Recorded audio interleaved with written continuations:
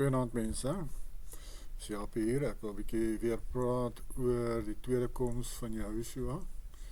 Ek het 'n vorige video al gemaak daaroor en ek het vir julle 'n klomp verse gewys, en dit is nie eers al die verse nie, maar 'n klomp verse wat wys wanneer hy sal kom. Die Bybel sê wel, ons ken nie die dag en die uur nie, maar hy ken beslis die seisoen. Hy het geweet beslis naaste by in watse tydperk gaan hy terugkeer. So hy het nie die dag of die uur vir hulle gesê nie, maar hy het vir hulle gesê toe hulle hom vra. Het hy vir hulle gesê in watse tydperk dit gaan gebeur. So ek wil net nog 'n paar bewyse gee hierso. Ek wil 'n bietjie kyk na historikuste. Daar is 4 historikuste wat sê wat dit neergeskryf het, wat hulle gesien het in 66 na Christus.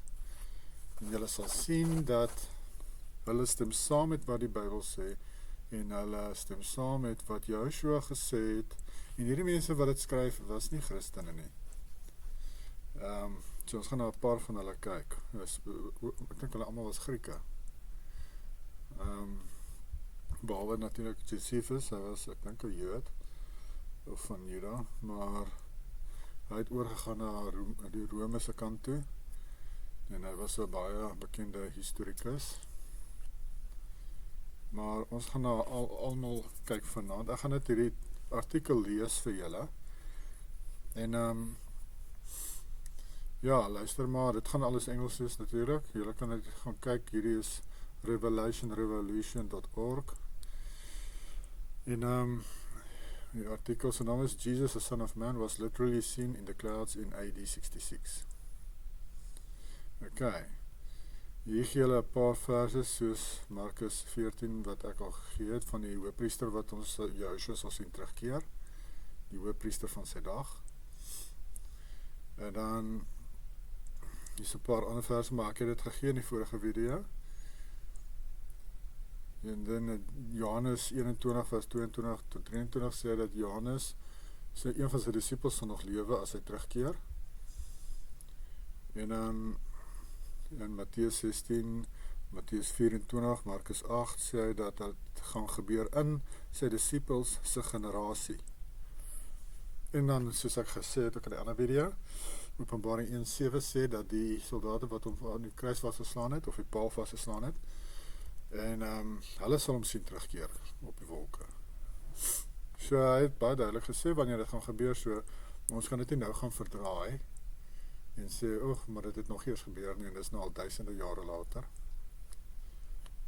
Want dan sê ons eintlik dat Yahushua is 'n leienaar, en dat hy sy disippels gedesief het, om die bos gelei het, en al die mense wat hom gehoor het, dat hy gaan, selfs hoëpriester en so aan, hy het hulle ook om die bos gelei, en vir hulle gelieg, dat hy nie gaan terugkeer eintlik in hulle tyd nie, maar 2000 jaar later.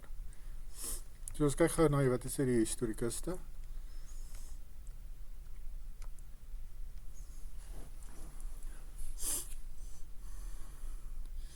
An eerily similar event is recorded to have occurred in Lear of AD 66 at the start of the worst war in Israel's history, Israel's war with Rome. In the 21st day of the month of Artemisius, a certain prodigious and incredible phenomenon appeared. I suppose the account of it would seem to be a fable, were it not related by those that saw it, and were not the events that followed it of so considerable a nature as to deserve such signals. For before sunsetting, chariots and troops of soldiers in their armor were seen running about among the clouds and surrounding of cities. The first century Jewish historian Josephus describes a heavenly army in the clouds much like the army Jesus leads in Revelation 19. This event is also recorded by other historians. The first century pagan historian Tacitus also mentions this event. In the sky appeared a vision of armies in conflict, of glittering armor. Pseudo-Hegesippus, I think it's Hegesippus, also describes the coming of Christ on the clouds with his mighty angels at that time when he writes, a certain figure appeared of tremendous size, which many saw, just as the books of the Jews have disclosed. And before the setting of the sun there were suddenly seen in the clouds chariots in the clouds, and armed battle arrays, by which the cities of all Judea and its territories were invaded.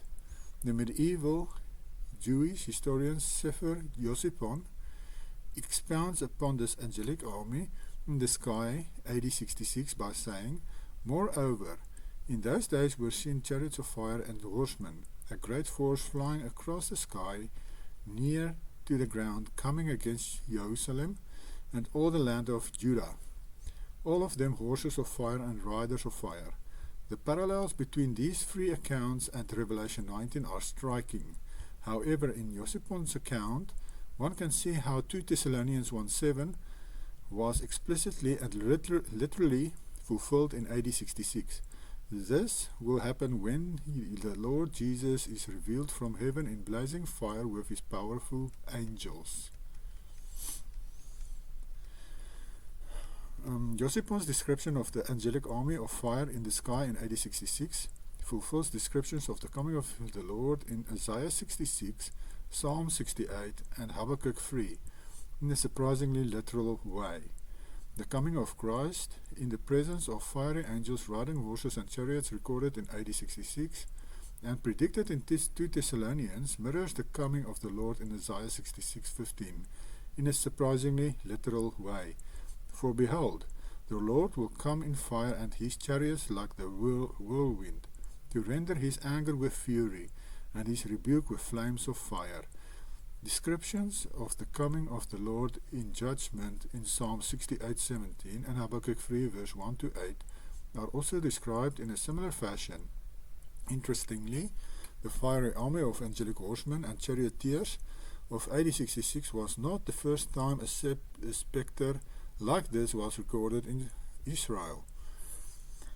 Dan sê hy so, Joseppon's description of the angelic army of fire in the sky in AD 66 exactly mirrors the army of angels of fire described in 2 Kings 6 verse 17.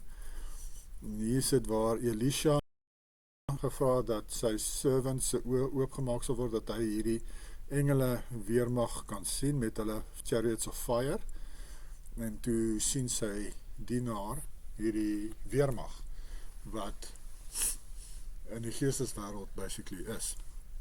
En dit blijkbaar, ja, dit is similar met wat gesien is in AD 66, maar in daardie geval het almal dit gesien, nie net die profeet en sy dienaar nie.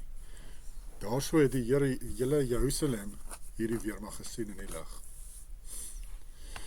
So ja, daar het julle, dit is 4 historikuste wat ons hiervan gehoor het, Josephon, Tacitus, Josephus en Hegesippus. Ook is Pseudo-Hegesippus.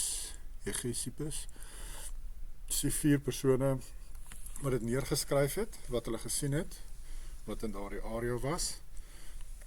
So dit lyk my dit het al gebeur.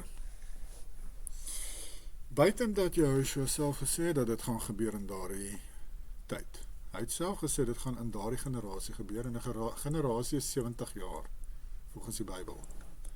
So dit moes binne 70 jaar gebeur het. En ons weet, dit het gebeur in 66 na Christus. So dit het presies binne 'n 70 jaar tydperk gebeur, soos wat hy gesê het. Hy het nie vir hulle die dag en die uur gegee nie, want hy het nie geweet presies wanneer nie, maar hy het geweet dat dit in hulle generasie gaan gebeur, in sy disciples, sy generasie. Daarom kon hy gesê het vir hulle dat Johannes nog gaan lewe as hy kom, dat die hoëpriester nog gaan lewe, dat die Romeinse soldate wat hom vasgespijker het, dat hulle ook nog gaan lewe. Ja, so daar het julle, dat ek wou net hierdie stukkie met julle gedeel het, en hoekom ek hierdie ook gelees het is, want dit som sommer op wat al hierdie historikuste gesê het, sommer in een stukkie, wat ek net vinnig kan lees. Sommer alles so by mekaar gesit. So ja, ons is maar gebrainwash van kleins af in die kerk, om te glo dat alles wat die Bybel van praat nog moet gebeur, Maar eintlik het hoofsaaklik alles al klaar gebeur oor die Bybel van praat. Daar is maar 'n titseltjie van die goeters in die Bybel wat daar staan wat nog moet gebeur.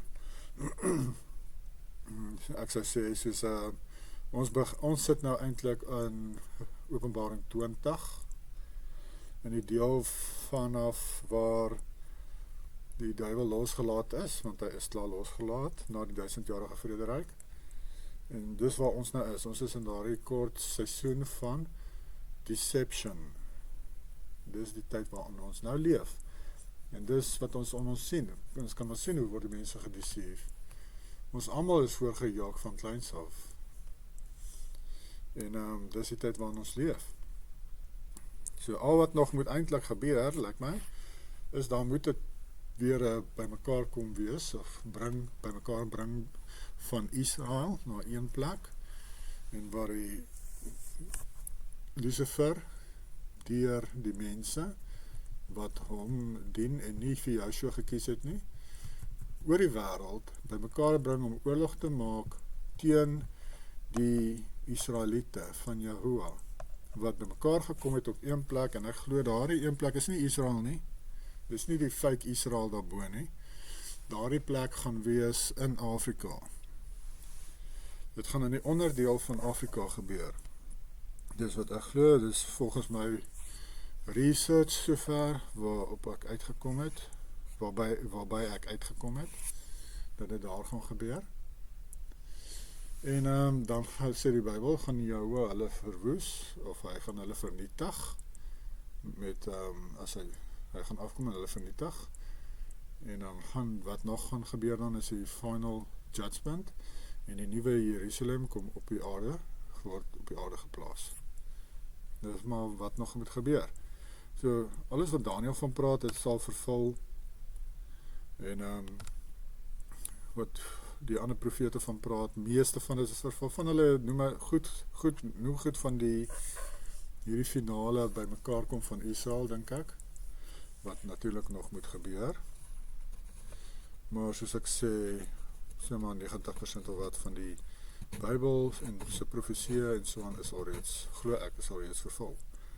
Want soos ons hier sien, die Yahushua se Wederkoms het al gebeur in 66 na Christus.